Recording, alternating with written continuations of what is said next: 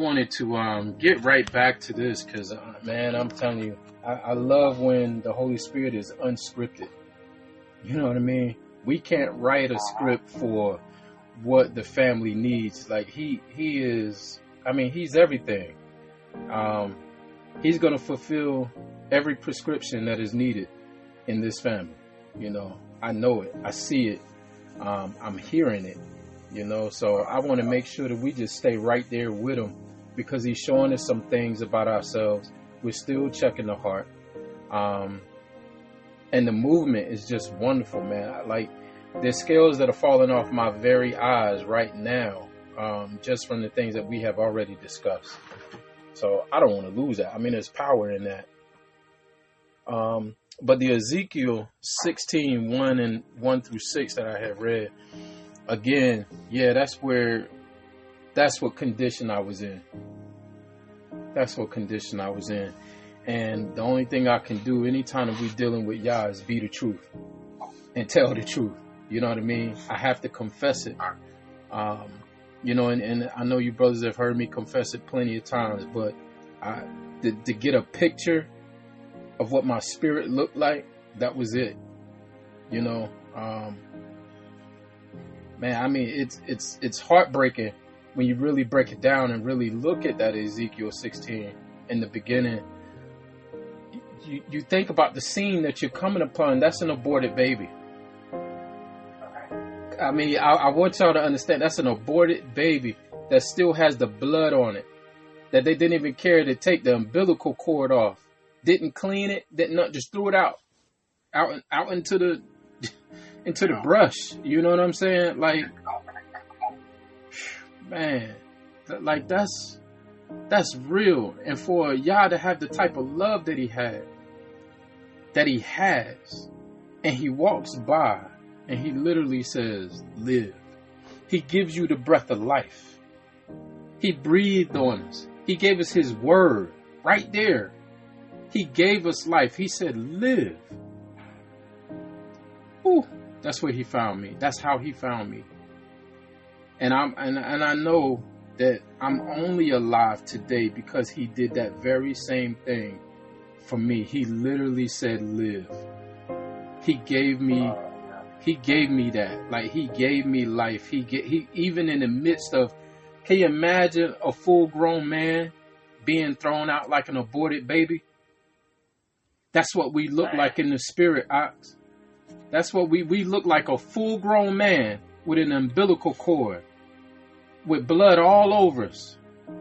Nobody took care. Just done. You know what I mean? In the fetal position. Grown ass man, beard and all. That's what we look like in the spirit. Until Yah comes by and says, live. And we begin to do so. We begin to find ourselves. We're walking around on those rocky baby legs. You know what I mean? And yeah, we falling back and forth. We're real woozy like. But all the time, he got his hand outstretched. He got his hand out saying, come on, you could do it. Come on. Come on. A little more. Just to a big grown ass man. That's what his love is. That's what his love is. And then, you know what? Once we're finally able to walk, he tells us to now go and walk after him. Go, live the life that I lived. Go, do the things that I tell you to do. Go, you'll be in perfection if you do this. Don't worry about it. I'm building a house for you while you're doing those things for me. I'm preparing a place for you. He's still loving us. And what do? We go out there and start mucking up because now we can walk. Now we diddy bopping. You know what I'm saying? Now we sure of ourselves. And we go out there and we start messing up. And here he go. He got to come back and tell us like, all right, son, I know, you acting up. You acting up. I'm going to give you another chance. Stop your foolishness before you hurt yourself. Stop your foolishness before you kill yourself. You close to the edge. You're about to step right off into nothingness. Come back over here. I got you. again, he has his hand outstretched to us. So I'm saying all that to say I'm purposeful in this lifestyle. I want y'all. I do. And I have to understand that I'm still a man who needs a lot of help. You know what I mean? And when I cried out to y'all for that help, this is what he did. This is what he did. All of you. All of you. Y'all gave me even more love. He said, now let me give you people around you who love you too.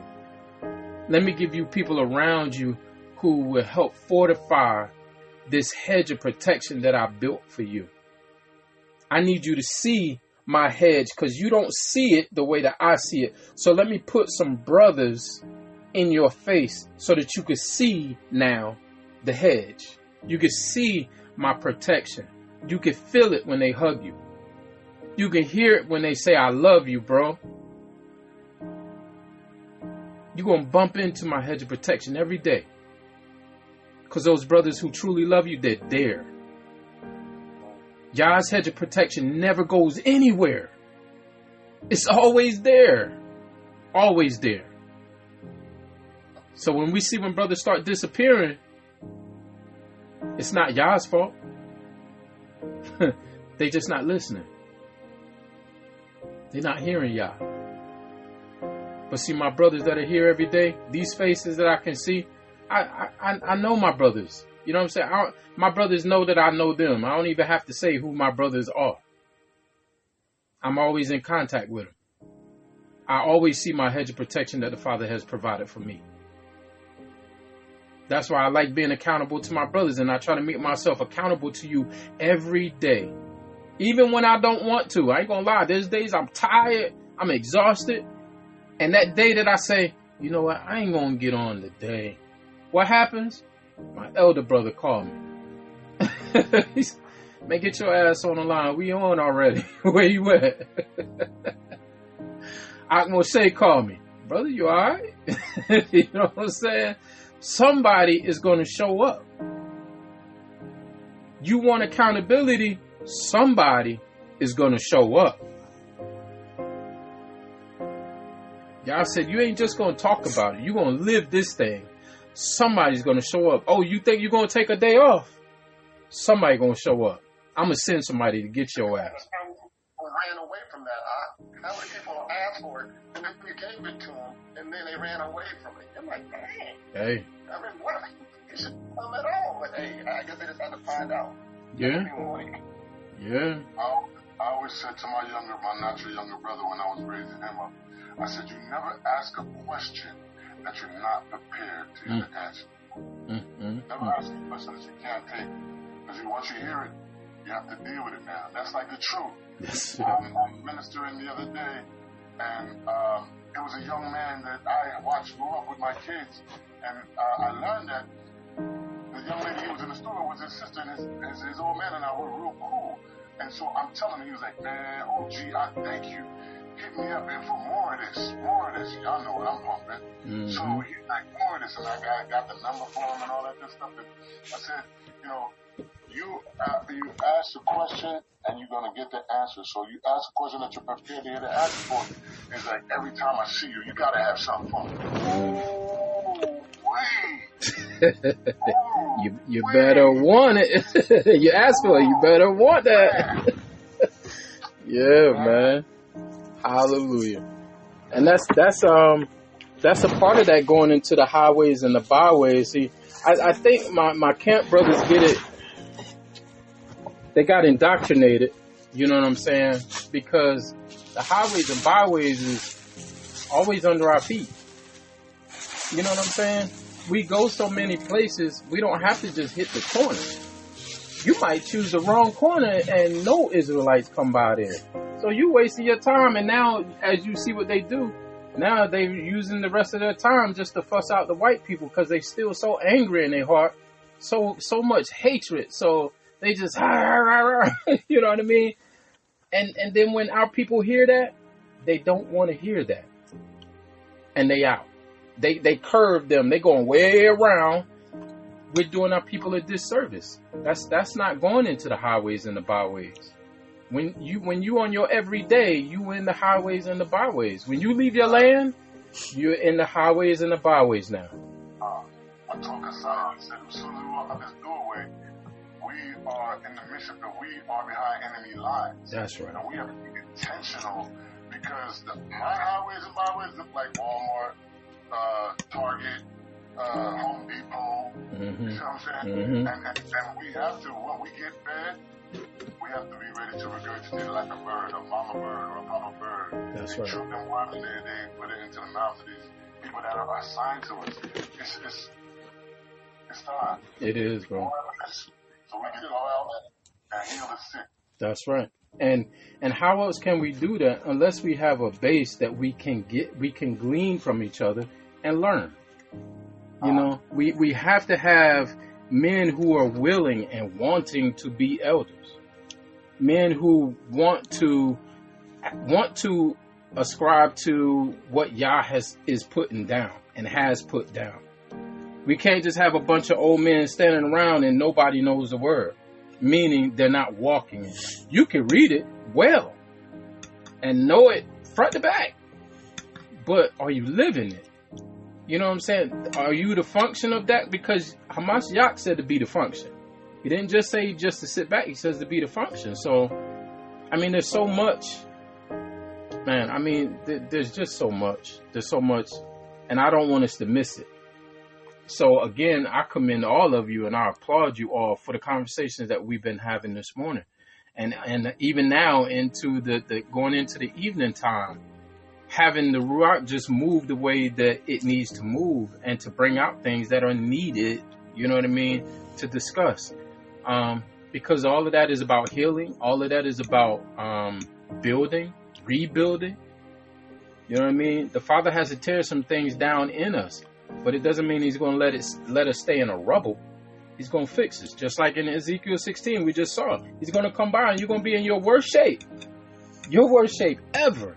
And he's going to speak life into you. And you're going to rise. You're going to be like the dry bones. Man, you're going to start to come back together. He's going to piece you back together, put you together. And you're going to be a beautiful being. A beautiful being. So, man, it's just wonderful. Yes. Oh, I was saying there's more word for Zeke 37. There you go, Moshe. Just being right on into it. Pull it out. Pull it out. We freestyling for the moment right now. I do have one thing I want us to go into, but let's hit that. Because I'm gonna tell you, I'm curious to see if Yah is leading us into what I want to read for today. And it came off of and I'm just, I'm trying to see it. I like to see it, man. I'm like, don't tease me, Father. Just go ahead and show me. But it's moving the way He wanted to go.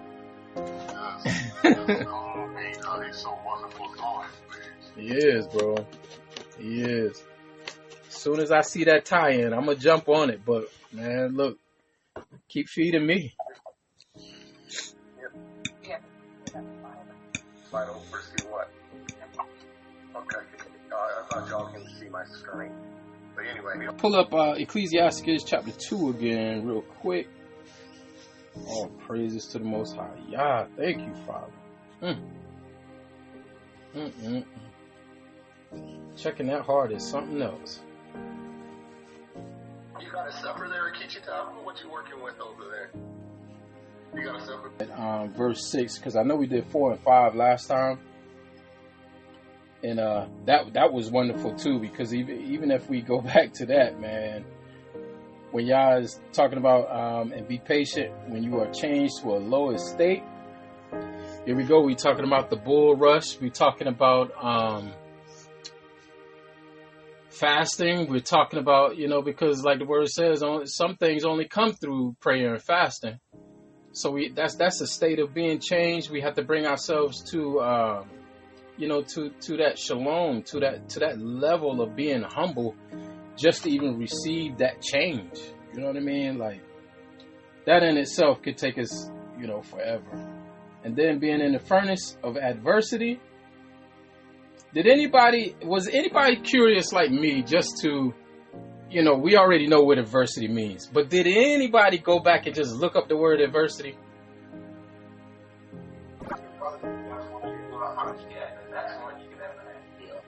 That's right. I was reading that story of Abraham, and one man was tested and the other man passed. His brother didn't make it, you know what I mean? So obviously Haran, Lot's son, Lot's father, did not have up. But if you read the story, and I think we talked about this last fire, at least I talked about it with my immediate family, that you mentioned a little bit in 3 days, in 3 nights. Yes. I mean, walking around in there to the point where the kid's like, shoot, let's go get him out. Nimrod was like, dang it, let's go get him. Yeah. And then when they'll get him, one person died, so they go get him. You know what I mean? So, like I said, the fire is not going out. I believe Abba Yah allows that fire to continue because there may be a time a man needs to be tested. When it's time, Abba Yah allows Satan to have so much interaction with us. And tests you, and then he pulls you right on out. Yep. Like I said, the problem is when you're not put in to that, to the pot to be refined, you just throw it in there. That's the problem. But if you put it into a pot to be refined, he's trying to make a difference in your life. That's right. What verse, what were y'all reading from before I came back in? The adversity piece. Sirach 2 and 5. Okay, sorry about that. Sorry. Yes, sir. And so, and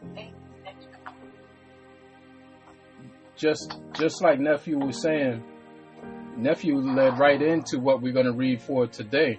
When it came to trusting in Yah, when we do get put into that furnace of adversity, you know what I mean? Because like the word says, acceptable men. Now think about that. Acceptable men. These are the men that Yah have chosen. Those are the men that he's putting into that furnace. And like Nephew said, that heat got to be turned up. That's how you refine gold. That heat has to be high. So all the impurities are burned out and burned off. And nothing is left but pure gold. So that's what we go through every day, Akim. That's us. Mishpachah, that's us. Because I don't want to leave my coaches out. Y'all go through the furnace too. You know what I mean? With yourselves and with each other. And I see that what I notice a lot is that our coaches really, y'all hold things a lot closer to your hearts than we do. You know what I mean? Like we'll have it for a minute and we can let it go. But our coaches, they're going to hold it for a little minute. You know what I mean? So they too have to go through that adversity. They're having those things burned off. All the impurities are still coming off. So when we see things in each other, we just have to learn that there's different temperatures set for each other. That's right. So when we see, that's right, brother. So when we see one brother or sister going through something, it's not that we just have to cast them off, period. It's just like, oh, okay, I see what Yah's doing. He burning off your impurities. Oh, he going to add some more coal to you because you're being hard-headed right now. Yeah, it's going to get hot for you. Don't worry about it. Don't worry about it. It's going to get hot for you. But you good. He with you. You good. He got you. But, and here's right back to what Nephew said. Now we got to believe him. Now we got to trust him. Do you trust Yah to put you into those fires, Akim? Do you trust that Yah has chosen you to be a man of Yah? See, because I've heard that title too. Say it again, Aki. I was saying, I was just speaking out loud what you were saying as far as the molding, like the potter and the clay. Yes, sir. Yeah. Yes, sir. So you're being molded. You're being molded. Mm-hmm. And then you do away with that heat. You do away with all the natural, infirmities. That's right. That's right. So, and going through all of that, now we have to truly ask ourselves, do we believe Yah to be able to even go through that fire? Father, that fire is going to burn me up. I'm going to die. Yeah, you are if that's your attitude. Yeah, you are if that's what you believe. But if Yah tells you you're not going to die and to walk through this fire Or are we going to be like Peter, walking on the water for a moment? And then because of unbelief, we start to drown. Because of unbelief, when Yah has us in that furnace, now we are on fire. We are, because we didn't believe him. So I wanted to read verse 6 and 7 today of Ecclesiasticus chapter 2. And verse 6 says, believe in him, and he will help you. Order your way right or aright, and trust in him. So right there, the word is telling us that we have to believe in him. Yah's going to be there. Though we be in the furnace, Yah's there. He's with us. He's guiding us. He's shaping us. He's molding us. Now what we have to do too is now we have to get our life in order. The word says, order your way aright. Order your way right. Get your life in order. If you believe Yah, that's what we should be working on. If we believe him. And finally it says, and trust in him. It's going to hurt. There's going to be some bending. There's going to be some poking, some prodding, some high heat. But that's just to purify you. Allow Yah. Verse 7 says, you that fear Yahuwah, he's talking to you, wait for his mercy and go not aside, lest you fall. Wait on his mercy. If you think you've been waiting too long, wait some more. If you think that you haven't gotten what you've asking Yah for, continue to wait. His mercy shall surely come. But if you cast it aside and you say, you know what, Father, I don't believe. Yeah. I don't believe this thing that I've asked for is ever going to come. So you know what? I'm going to go and do things my way. Now you're doing that part where it says, and go not aside. Don't get off the path. That's right. Wait for his mercy. Because what's going to happen if you get off the path? You're going to fail.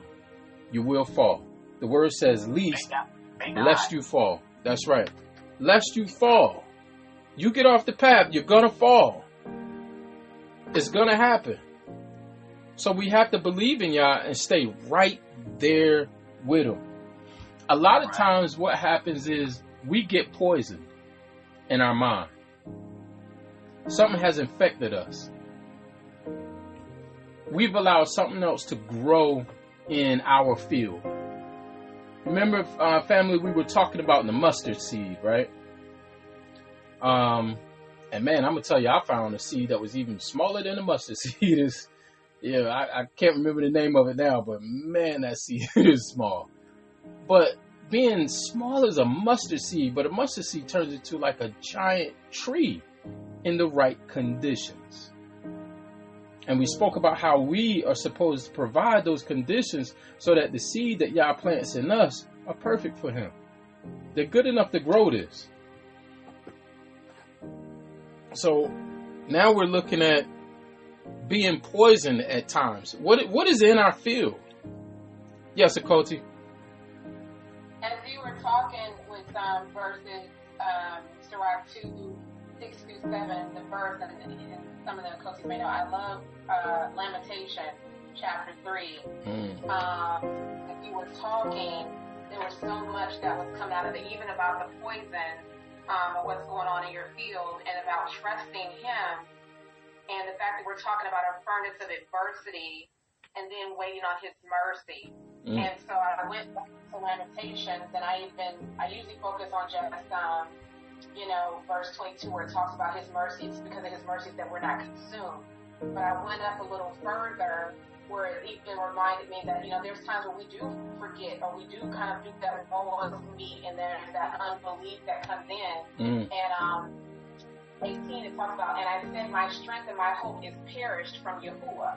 You know what I mean? So then, that's when we're in the furnace, it's starting to get a little hot, and now all of a sudden we read all the things of Yah, and so we're sitting here in verse 18, and we're saying, okay, my strength and my hope is perished from Yahuwah.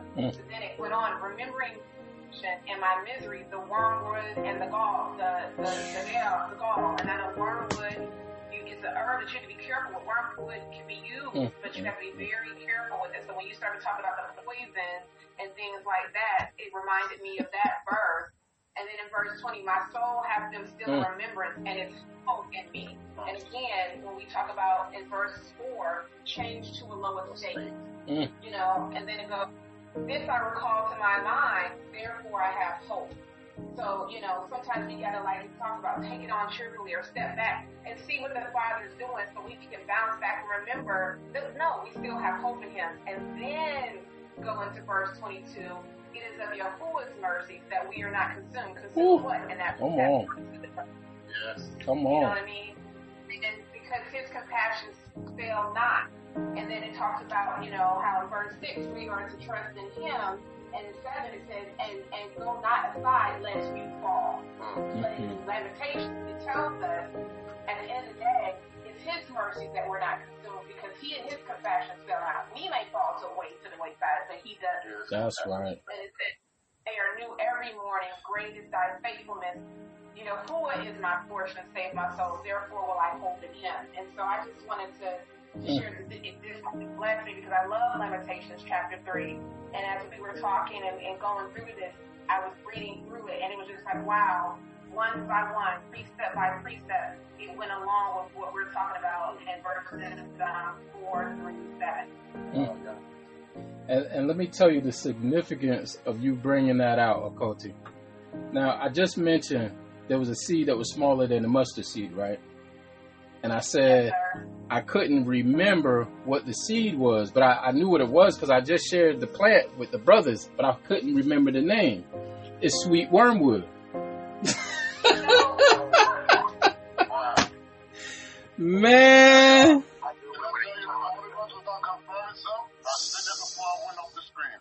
Bro. I just want to see if the Holy Ghost is going to confirm himself. Yes, he's going to confirm. He's going to show up and show out. Just like man. That. Sweet is wormwood.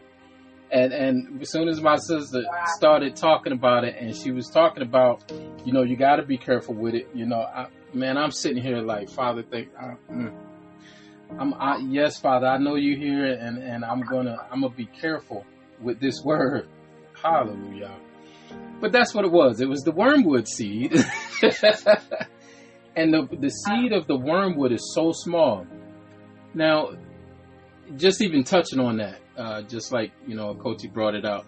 This is a seed. This is, wormwood is something that we should be taking.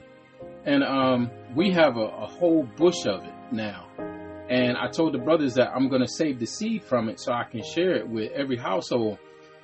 Because the wormwood is the thing that gets rid of like worms inside of us. It actually has other properties too that helps us. I mean, it is so beneficial, but we do have to be careful. Oh, yes. And with COVID, now we're seeing the resurgence of COVID, which we already knew COVID wasn't going nowhere. But guess what? Wormwood helps with COVID. It fights COVID. So I'm glad the word is just throwing this out, but all praises to the Most High Yah. So it has it's small. The seed of the wormwood is smaller than the mustard seed. And you could take 20 seeds and probably it'll look like dust, specks. I mean, it's so tiny. But do you know that this thing is a tree? It's a tree. I'm thinking when wormwood, when we first saw it, I was like, I couldn't tell what it was. I said, but in my spirit, it kept saying, don't pull it up.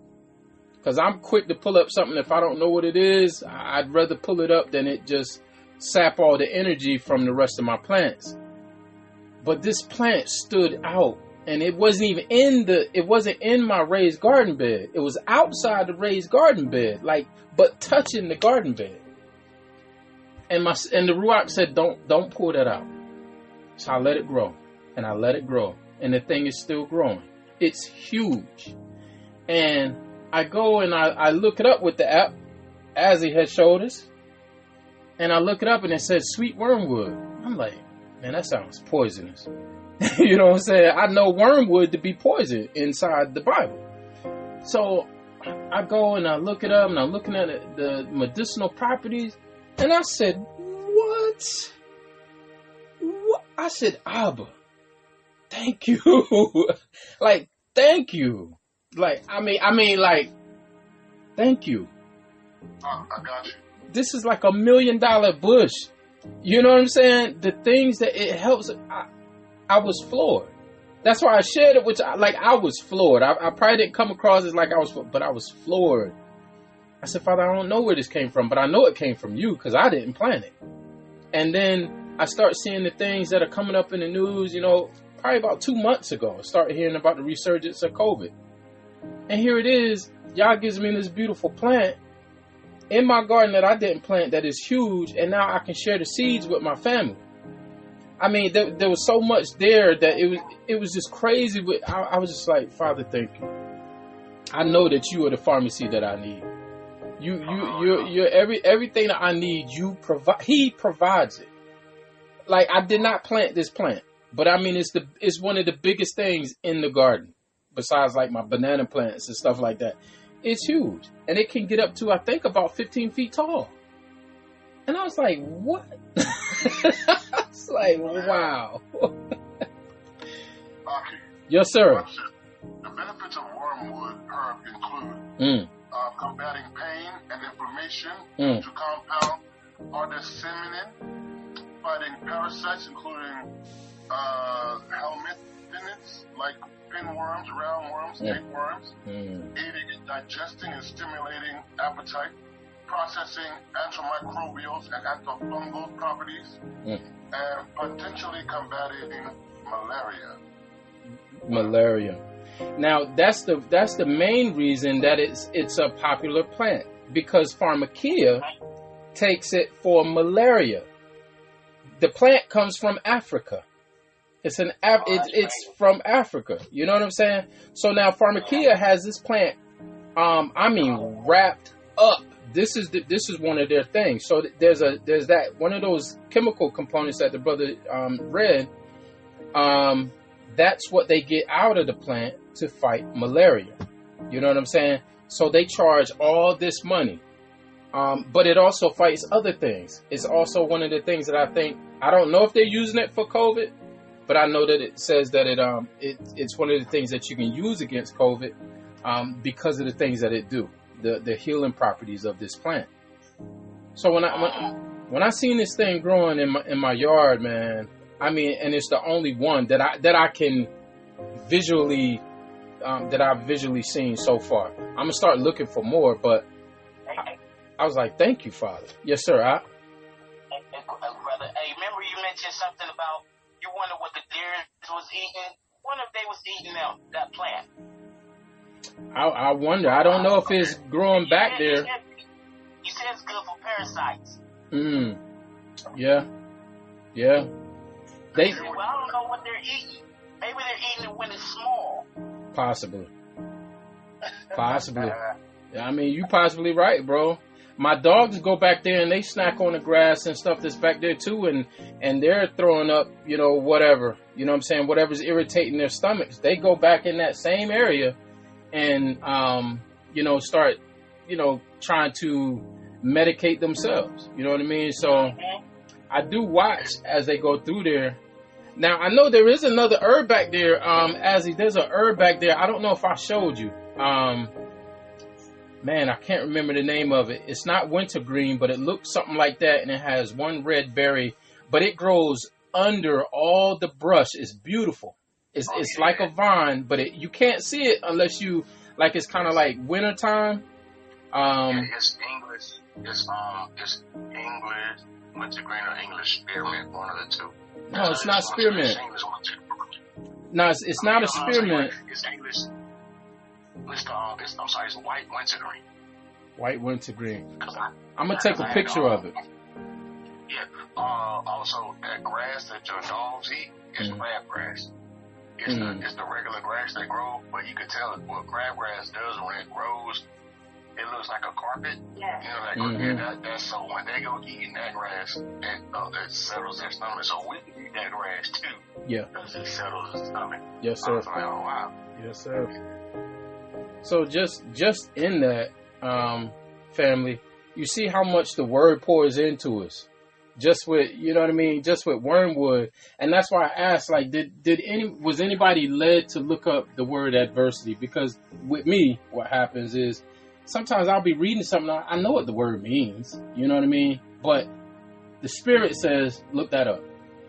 You know what I mean? And you go look it up, man, it takes you so many, you be like, oh my God, I didn't think about that. And that too. You know what I'm saying? So, yeah. Did y'all do that already? The word adversity? Yes, sir. Yes, all right. Yes, sir. Yep. But, I mean, and then reading this in Lamentations chapter 3, and Koti, thank you so much for that. Lamentations 3, 18 through 24, right?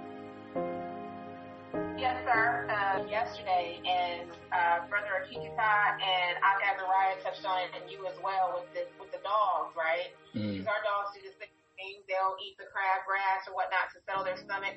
But I just came across yesterday and read through Genesis 1:30, where it talks about, specifically that he gives the herbs for the animals as well. And it blessed me seeing that he gives the herbs to us, but he also gives it to every beast on the earth, and every fowl of the air, and everything that creeps upon the earth, where in there is life.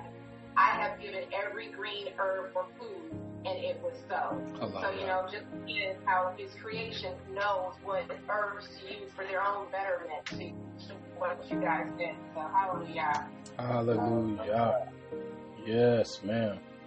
And like Akoti said, now wormwood is one of those things you can't just, drink a lot of that, because the way that we're going to start using it is as a tea.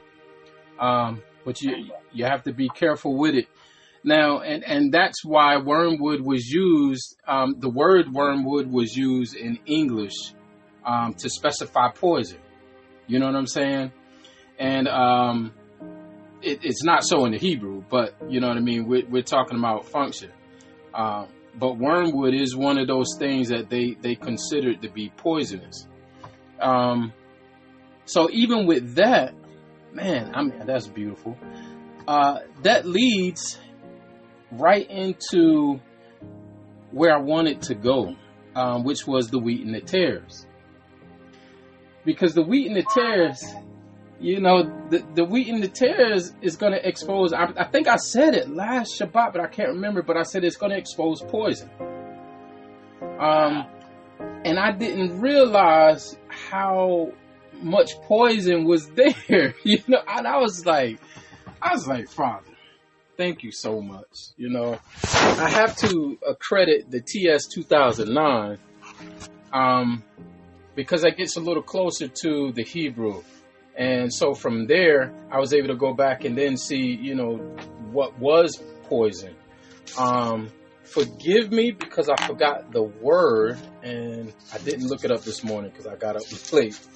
But it's the wheat and, I think it's called darnel. I think that's what it's darnel, right? In English, right? Yeah. It's called darnel. That's right. That's what the tare is called. That's what tare is, darnel. Allow y'all. Thank you, brother, for posting that up there. So darnel is poisonous. That's poison. It's poison to us. You know what I mean? If we eat that. So I was thinking about just that concept. Like, man, there's things that we deal with poison all throughout our life, all day. All day. There's going to be some type of poison that is introduced to us and we don't even understand that it's growing right there in our face. That it has become a part of our day-to-day life. So I wanted to go back to, yes, sir. Yep, the wheat and tares. Can I add something real quick before you make your go back? Yes, sir. So, going back to the beginning of the conversation where we were talking about the atoning and the fasting, and if you notice in Isaiah 58, it mentions bulrushes. Mm-hmm. So for the sake of the conversation and context, when you look at wheat versus tares, right? The tares, they don't bow themselves down, but the wheat does. That's the right. wheat bows down. Yes, sir. Right? Mm-hmm. So, also another thing, right, from a nutritional standpoint, the more nutrient dense an item is, the heavier it is. That's so right. there's no nutrition. So if there's no nutrition, it's not good for you. If it's not good for you, it is considered what? Poison. That's right. Yeah. That's right. That's poison. So yeah, thank you, Father. Yeah, he gave me the rest of that segment right there where it said the nutritional value of the wheat. The wheat bears, they're just bowing themselves down. They're giving reverence. The tares, they're just airheads. They ain't long. Yes, sir. Now with the tares, now with the darnel, now there literally is a chemical component that is poisonous inside the darnel. This is why they would. That's the stuff that, I don't know if it's in the chaff, but I think it's in the whole plant.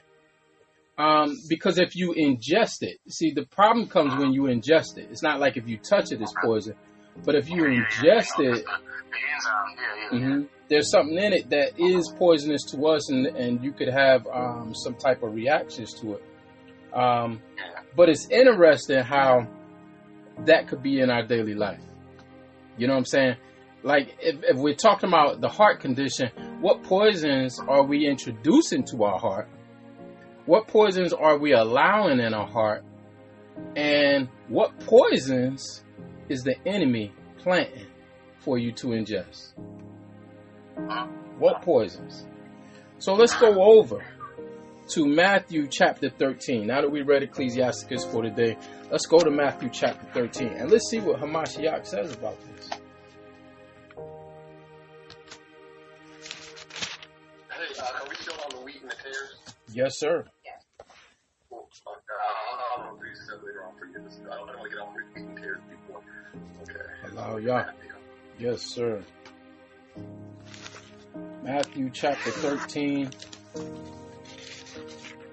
We're going to start at verse 24. Moshe, can you read verse 24 down to 30 for me?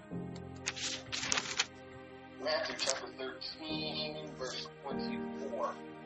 Another parable put he forth unto them, saying, The kingdom of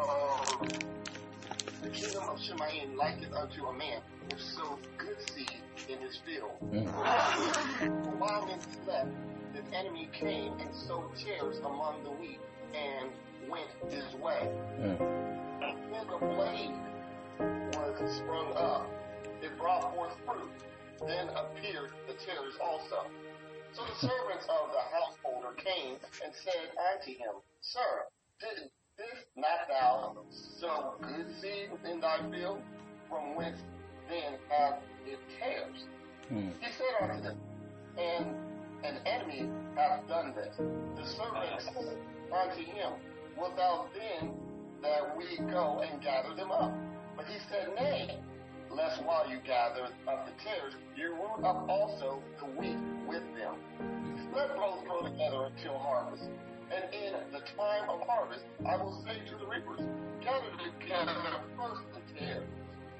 Oh man, write that down, Duke. I'm sorry, I hate to stop. No, go ahead. Okay. Go ahead. Just put a star off to it, okay? Gather together first the tares and buy them up and bundle and burn them, but gather the wheat unto my barn. Man. So let me tell you, I was reading this and I'm sitting here, I'm trying to digest this sermon that Yahusha is giving to these brothers. And I'm like, Father, you you throwing out so much right here. Yeah, I got to bring this to the family.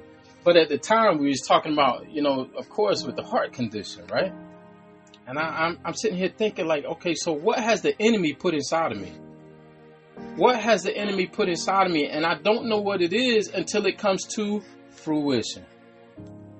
Fruition. Because this is what it said here. It says, how are we going to tell them apart? Well, we got to wait and see what fruit is brought forth. I'm sitting here with my family, and at the time we was going through some stuff. So I'm like, okay, Father, well, show me what's going on. Well, you got to wait for the fruit, son. It's going to present itself to you. You want to get ahead of the game. You know what I mean? Sometimes we have to really take our time to know where the enemy has been. We can't tell where he's been until the harvest is ready. We don't know until that time when everything is ready.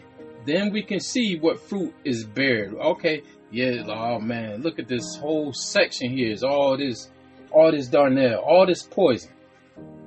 The enemy was hoping we would just come by and gather it all together and eat it all.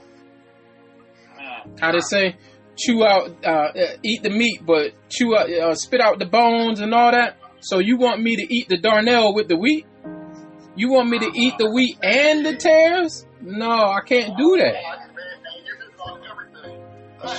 Hey, we're not supposed to do that. No. We got to see. We got to make sure that we hold still. Hold still. What have we been saying lately too? Be still and know Yah. See Yah. Yah is good. We're going to know by the fruit. We're going to know by the fruit who we're dealing with and what we're dealing with.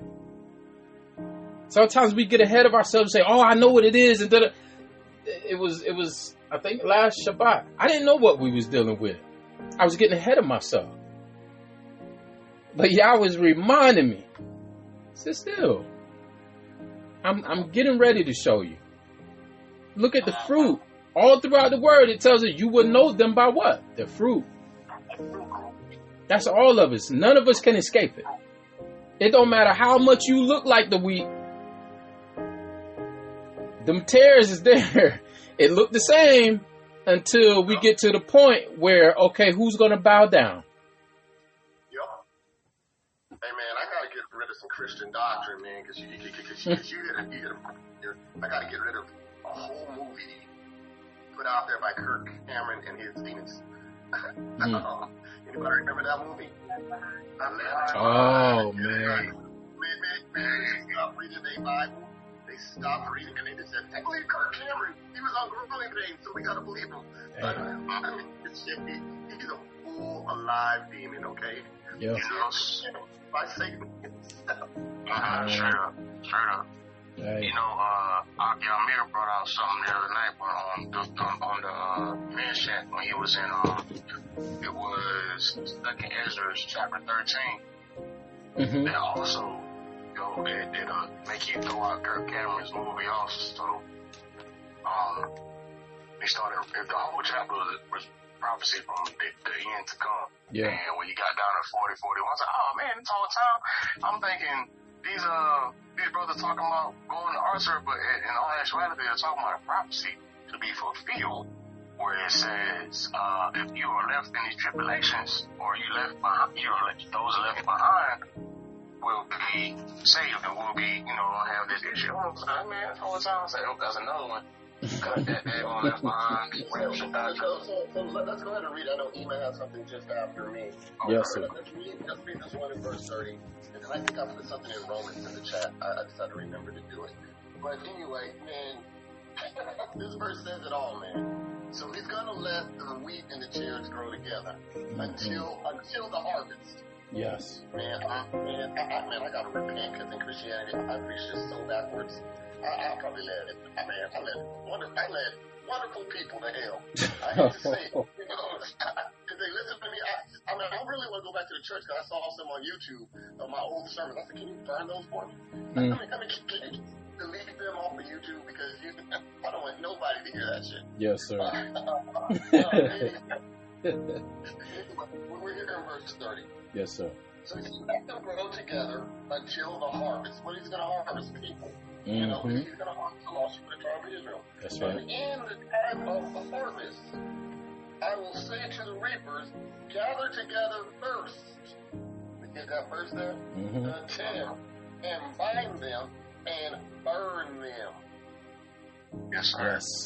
Yes. You're being mastered and you're being taken from this earth You ain't going to heaven, dog. You're going someplace to be burned. The furnace. Everybody want to read the Bible, man. And then gather together. And where is he going to put them? In a place of preservation. Yep. In a barn. They go to the storehouse. That's right. Let's go back to the story of freaking Noah when we talk about Genesis chapter 6. All right, and onward. The people who were left behind, who were not put into the boat, ended up drowning and dying. But the people who went into the ark are the people who were saved. You don't want to be raptured. The rapture is bullshit. It's absolute bullshit, okay? Yep. If anybody believes in the rapture, say, that is not true. You will not find it in the Bible. Okay? I tell you. Okay? That's correct. I just want people to understand that if you need to highlight something, he's never operated like that. That's not the way Yah operates. That's right. He's always preserves us in something. So what was it that gave them the inclination, the reference point to new, the rapture, all that good stuff, Trinity? Where is it in the Bible? I've never seen it. That reverts closely to the rapture and these things that are not substantiated in the book of Revelation. If you guys have your phones out, I can kind of put a piece of it for you. Maybe y'all can pull it up. It says, in a moment, in a twinkling of an eye. Yes, I know that. You rise up and see that everybody's moving in a twinkling of an eye. And that's where they get it from. It's one of them Thessalonians? Yeah, First Thessalonians. Okay. But we're about to break that apart once we read Psalms. Because people don't read the Old Testament, when it comes to the New Testament, they still all jacked up because they never read where Paul was coming from. So they have no reference. And then they'll read the Old Testament. No, they're afraid of the Old Testament because it invalidates their stance on the law and what the order. Yeah. Did somebody pull up Thessalonians there? First Thessalonians. So they don't read the Bible then. That's right. First Thessalonians what? 24? Oh man. No. 17 is one of them. 4:17, that's one. In the moment in one eye at the last stroke, that's Corinthians. Yeah. It says, then we. Yeah. So First Corinthians 15, I think, starts with 11. 51, 52, all the way down. Come on up together. Put them in the clouds. Yeah, go ahead and read that out, Yehuda. Read that out, sir. Okay, it says,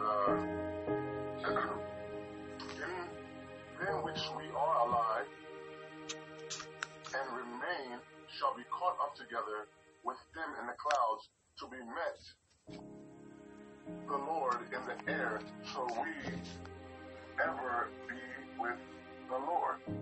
Rastafari doesn't have a thing because I'm all partially Rastafarian. Yeah, man, they'll drift up over this and catch up in the air. So, I don't know. So people believe that you are going to go to heaven and live with God in the heavens forever. No, because if you know the sequence of how he's going to move from the coming down from the millennial kingdom to the eternal kingdom, you're going to understand what he has to do to the earth. He has to clean it. So I'm going to have Emma read. You want to start from Psalms or you want to start from Psalms? You want to start from the other one? God by fire. We'll start from Psalms. Listen to Psalm 104:35. 104, verse 35. If you understand the order of things that are going to happen, there's a reason why we have to be caught up in the air. Just for the and then we got to go to Corinthians to really understand that too. 104. Oh, so what verse did you have? Okay. We can see let's understand that. Psalm 104:35. Let the dead be consumed out of the earth, and let the wicked be no more. Bless you who are in my soul. Hallelujah. So you guys see that? The wicked, just like the tares, are going to be consumed from the earth. Okay? But the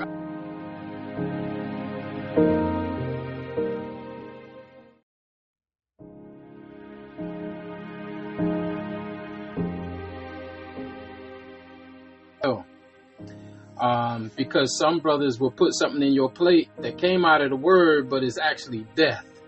You know what I mean? The word tells us we have to righteously divide the word. Even though wormwood is a herb that is good for us, it's not good in certain quantities. It's not good if we use them in certain ways. So we can take that wormwood, which is a good herb, and make it a bad thing if we don't know what we are doing. So we could take this Bible and read it and give it to someone, and we can destroy their life. Like I've heard my brothers, Moshe just said, he has to repent. Yeah, got to repent for some of the things that he said. And myself, I have ran into that as well. It's like, man, I was thinking one thing, and then I might listen to Moshe give a lesson, and I'd be like, dang it, I was off. You know what I'm saying? I was off.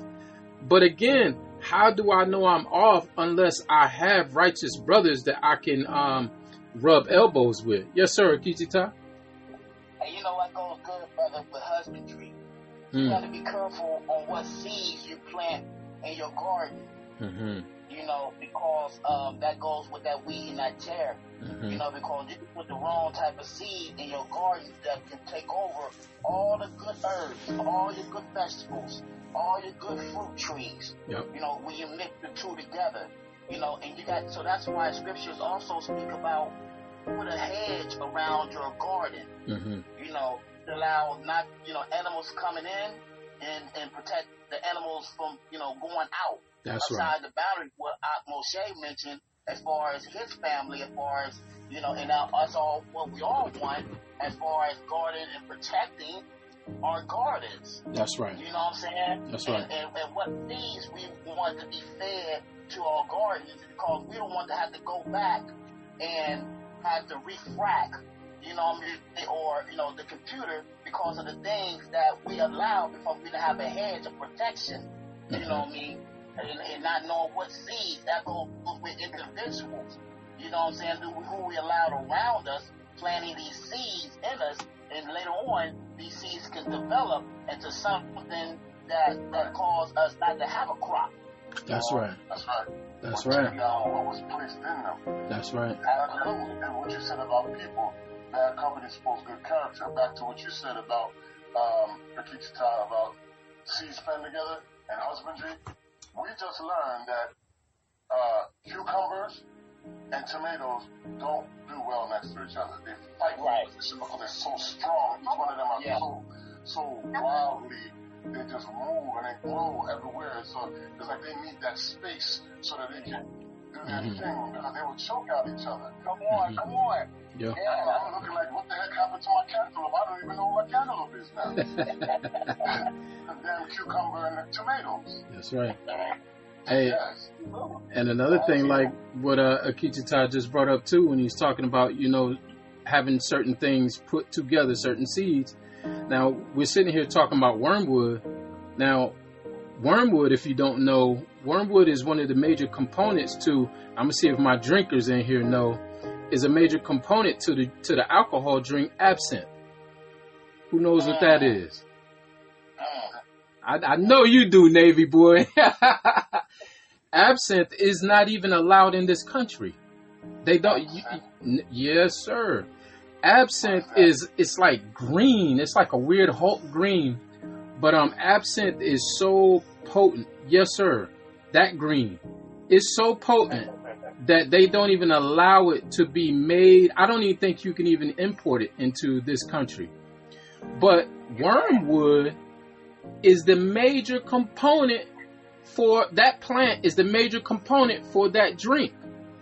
And if you take and you mingle wormwood with certain plants, it's going to kill your plants, because the chemical components in wormwood is seeping into your soil, or that chemical component goes into some of your plants and it kills it. Now, some plants can take it, others can't. You know what I mean? So when y'all start talking about the tomatoes and the cucumbers, I think one or both of those are the plants that are all right to grow around it. Because some plants it's like basil. you want that aroma to come off, and it keeps some of the insects that aren't beneficial away. So wormwood acts in that way also because it's so pungent. But if it's, if it gets onto some of the plants that can't handle that, they're gonna die. You know what I'm saying?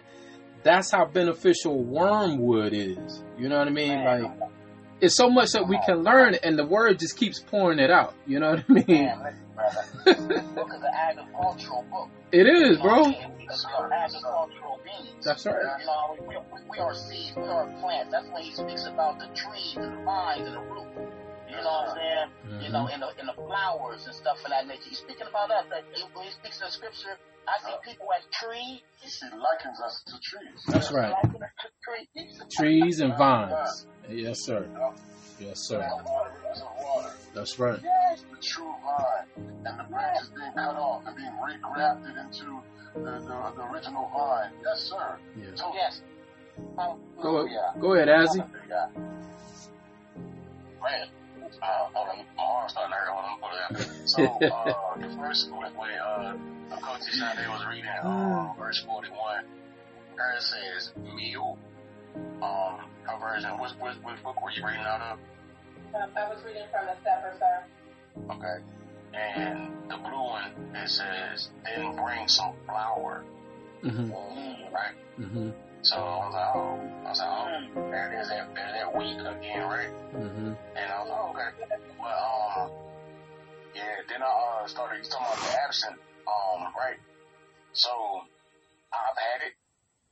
The first time I had it, I was in Hawaii. Mm-hmm. And like I said, it's that green color, but you have to, and it's good for stomach aches. Mm-hmm. So you take it and get a sugar cube and put it on top, and pour it over the sugar cube. Let the sugar cube dissolve while you pour it. And once the cube has been dissolved, that's the amount you need to drink. Yes. That's how bitter So, it is. Yes, sir. Keep it up. Yeah, exactly. And that's as much as you need.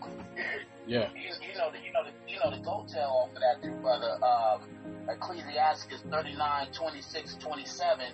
It speaks about the principal things for the whole use of man's life are water, fire, iron, and salt, flour, of wheat, honey, milk, and the blood of the grape and oil.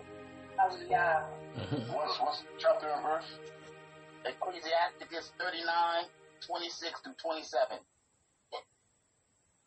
39:26-27. Well, we. And that blood of the grape, that's that wine, baby. That's that wine. Yeah. That's that wine. Yes, sir. We eating good today. Hallelujah. I want to show us another portion of that wormwood and how it's used in the word again in Revelations. Revelation chapter 8 verse 11. What's that address again, brother? Revelation chapter 8 verse 11. And this is the star that came down, right? Go ahead and read that for me,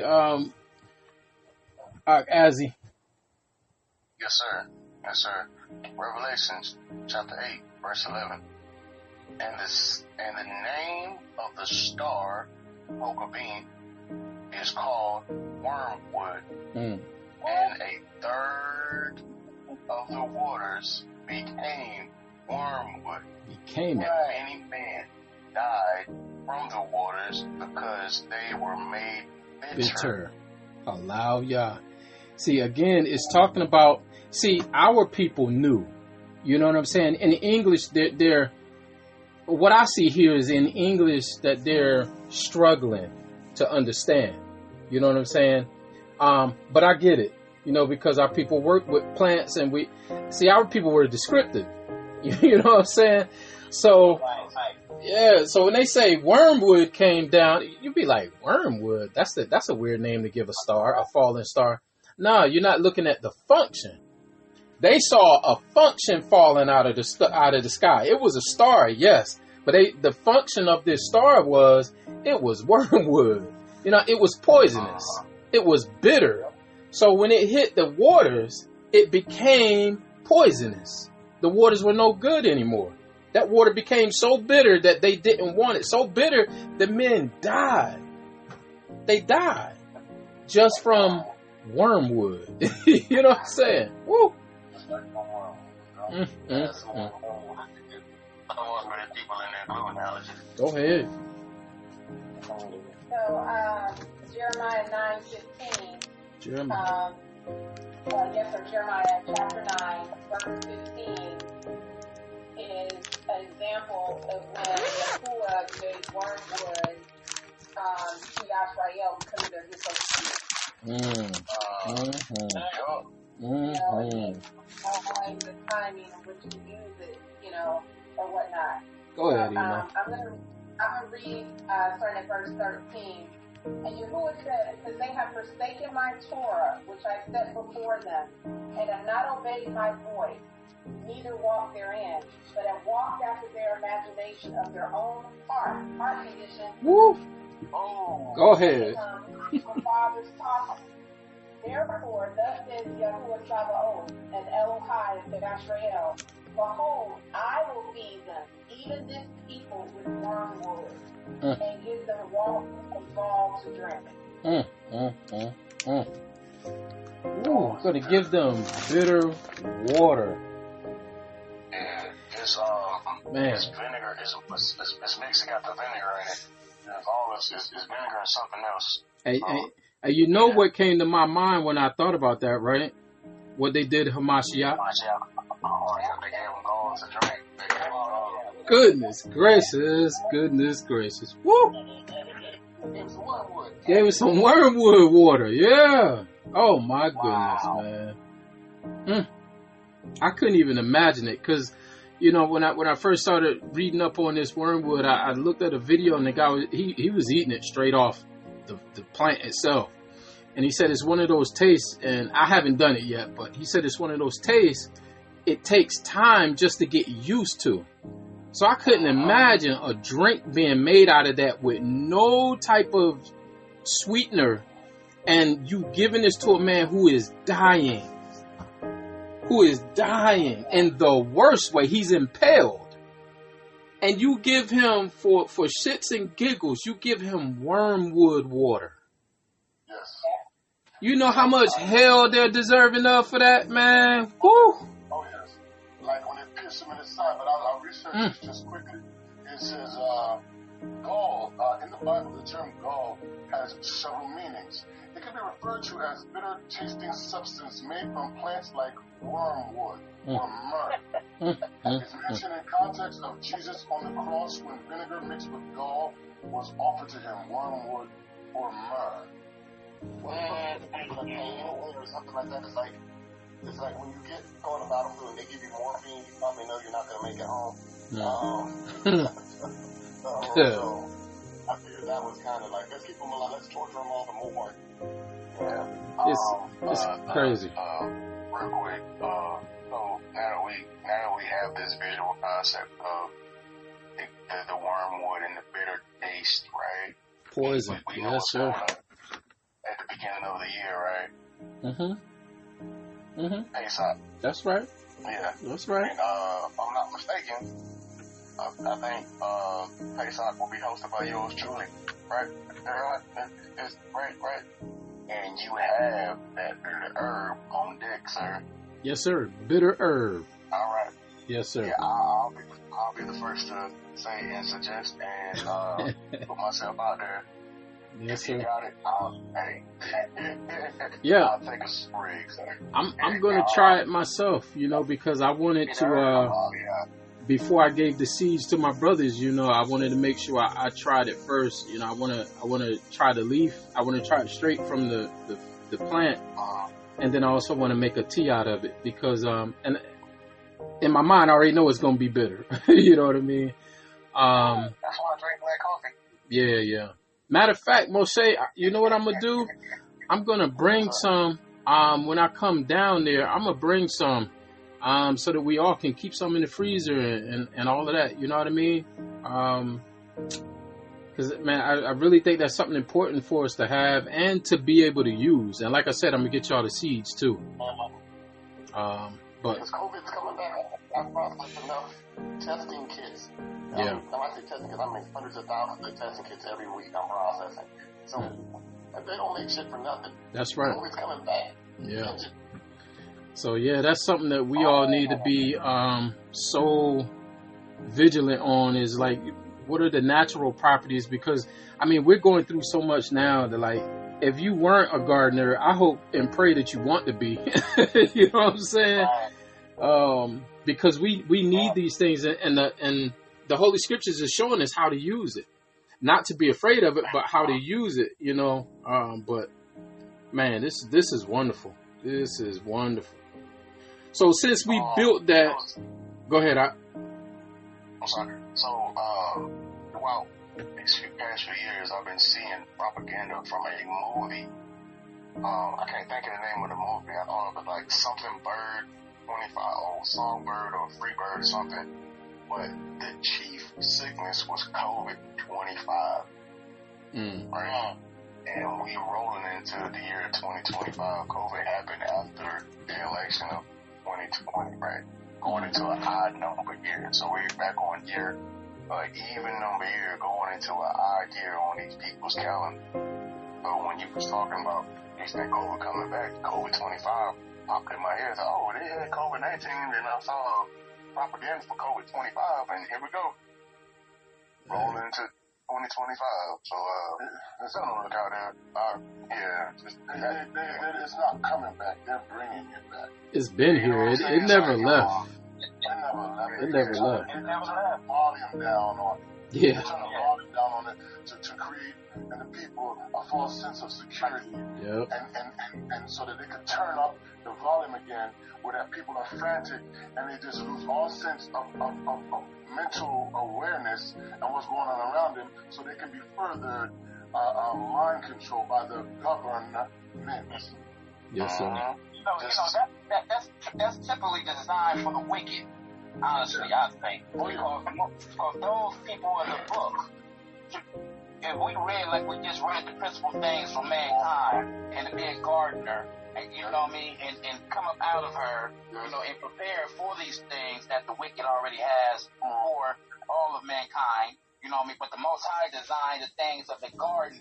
He already said it. That he designed things of the field for our medicine. That's right. You know what I mean? Our ancestors, our medicine was in the garden. You know, seed bearing fruit to heal us. Absolutely. Mm-hmm. I'm trying to find that scripture. I got it written down. Yes, sir. He said, we should not be dismayed at these events. That's right. We are not like them. Yes. We're not like them, that we should be easily shaken and dismayed and caught unaware. That's right. Right. The reason why, because we're in this book. And he said that we're supposed to know and understand the wiles of Hasatan. That's right. And we're studying and knowing that, you know, he's going to use every means and every measure to get us off point. The small foxes, to get us a little bit dismayed. And that little hint of doubt, that little hint of fear is all he needs. That's it, bro. That's the crack in the door. That's the crack in the door so he can put his foot in it. That's right. Yes, sir. That's the address, whatever. Bring it up. Sirach 38:4. Sirach 38:4? Yes, sir. Yahuwah created medicines out of the earth.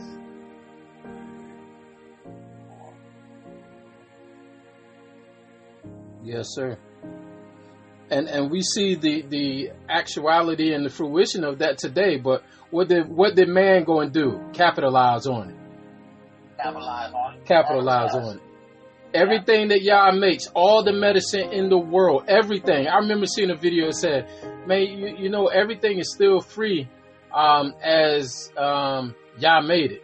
You know what I mean? And I'm like, wow, that's true. But man goes and capitalizes on the things that Yah created and says it's theirs. And that's what we see today. Let's use an example that's so preposterous, but they have they have legitimized their standpoint, and they can take a person to jail as free as rain water on your land. Rain water. Who owns that? Yeah. How dare they? Yep. How could they say such a thing? Yep. This is falling on my land. I have mineral rights. What the hell are you talking about? I can't capture rainwater and not go to you for all these things. Who the hell are you? But the Hasatan in the flesh, personified. That's right. That's right. Think about this, even on that aspect too. Think about this. You have to have permission to get fish out of the water that Yah provides. He said that he created the waters. He created all that in them is. But yet man capitalized. And on that same note that you just said, he said that we have dominion over all things. All. That was 30. My fault. It was 38. 1 through 6. 1 through 6. 1 through 6. Yes, sir. Movie.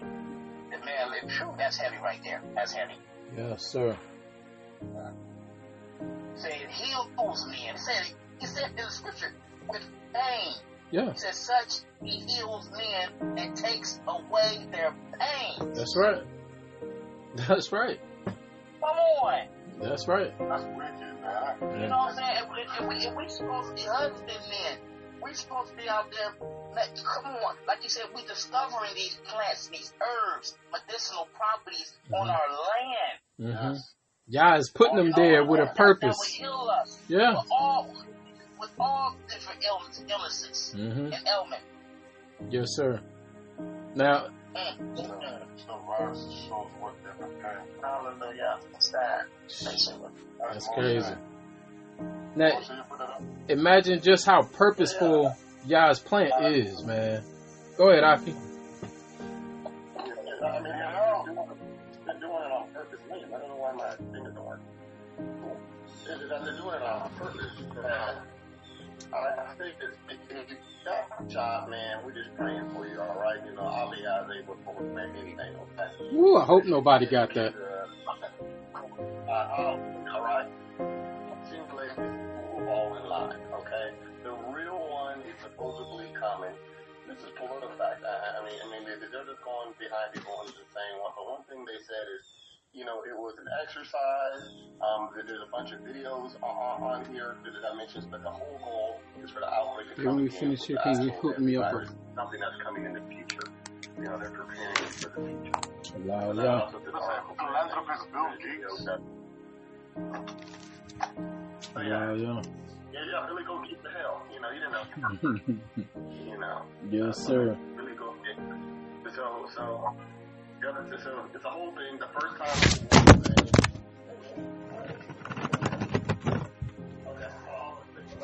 It was all practice to see who was all in line, and many of us failed. And many people are skeptical now, but you're on the radar if you're skeptical now.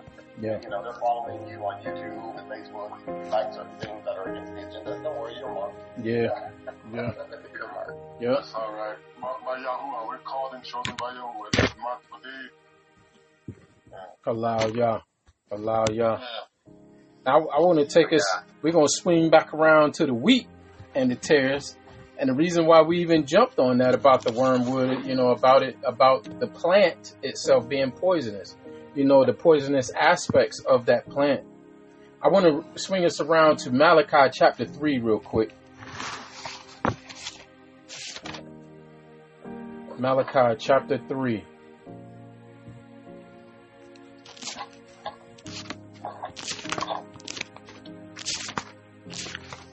And I'm going to read 17 and 18.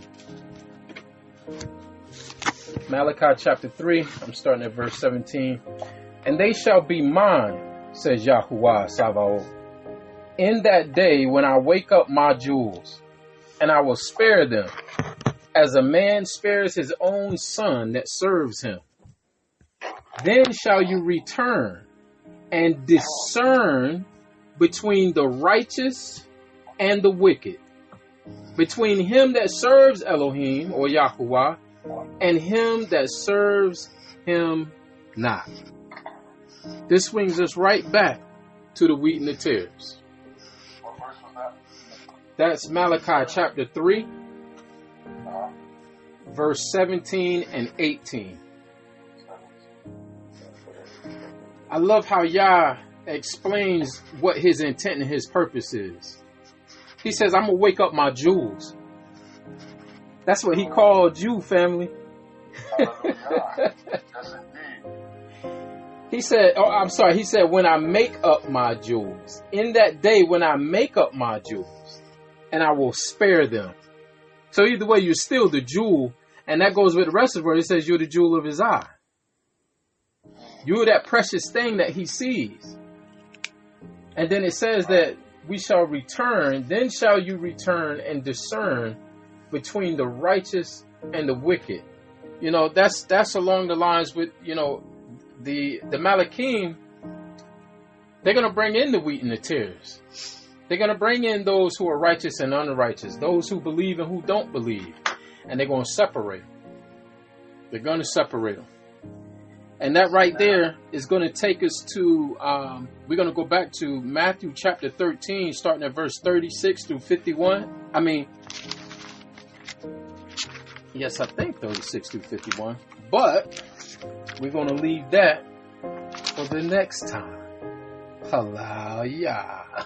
Hallelujah.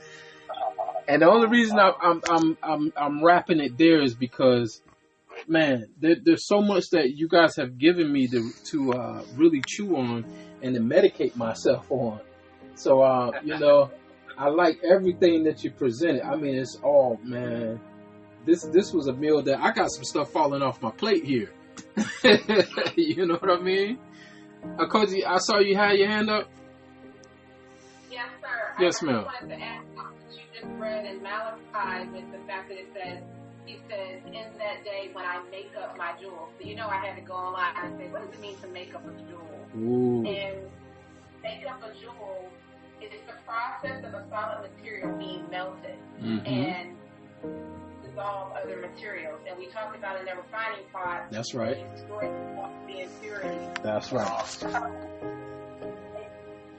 Jewel, it goes right back to the rock too. That's right. In that refining pot, in that refining pot, making it up as his jewel. That's right. That's right. Hallelujah. But they thought it was something pretty. It's going to be so pretty. Now you get a hard time. If you actually look up the stones of each, you know, I don't go with the 12 tribe chart. The E5 But if here. you look up the meaning of the tribes and you look up the stone of the tribes, you know, I kind of understand, like when I look up Gad, for example, right? And Gad is Aries. Me, I'm an Aries, right? And Gad was bullheaded. They was first to the fight. What? You know, they was warriors. Let me say something. You're not Aries, man. That's not. We don't do that. We don't do that. That zodiac stuff now. Stop that. Stop that, Aki. Right. I know ain't nobody gonna say that. I'm gonna say something to you now. You know better than that. No, I'm saying as far as even my personality, you know, personality wise, you know, when I look up their personality, Okay. and I look up my personality, Yes. you know what I'm saying, and so I compare the two when as far as the stones, where there's a Yes. lot of stones That's right. come into play. Yes, sir. You see what I'm saying? Yes, sir. So that's why, you know, I just wanted to, you know, add that in there. I don't go on that either. You know what I'm saying? Yeah, I don't deal with that. Yeah, man. However, Yes, sir. I agree. However, Yeah, that is. there is something to be said about people who were born in certain clusters of time, the grouping, not necessarily the astrology or astronomy of it, but the grouping of people that are born in this particular portion. In this particular portion, they have a large variety and similarities that are just like, you must be this or you must be that because of your behavior and how you act and your persona and all this stuff. There is something to look at and be said about that. Not so much of the stargates. Yeah, right. Yeah. You know what I'm saying? Yeah. Folks, she had her hands up. Yep. You know what I mean? Not the star thing, but yes, there are. You're right about that. There are specific ways that we should look at each other because I see it in the word. They knew when they came amongst their own. Like Israel knew certain tribes because of certain telltale signs about that tribe. You know what I'm saying? So I understand that. Yes, sir. I think that's a better way to look at it, because I had to break that cycle with myself. You know, I used to always claim the LEO. You know what I mean? Oh man, you know, I was born in August, so you know I'm a LEO. Nah. You know, because I know a lot of that stuff is attributed to other guys. That's why I didn't even want to say it, because I don't even want to give it credibility. You know what I mean? It's a coming away from, it's you know, coming out of her in that mental aspect of things, because we've been invaded with these things that were just every day, that it was just normal. If everybody walked around with a booger in their nose and it was normal, then that would be what it was. And that's what we used to be, because I just knew, like, yo, ain't nobody like me, I'm this sign, and, you know, and sometimes I catch myself, and I have to check myself on that still. Yeah. Still, I threw myself on the altar and confess on that. Yeah, me too, bro. Yeah. Go ahead.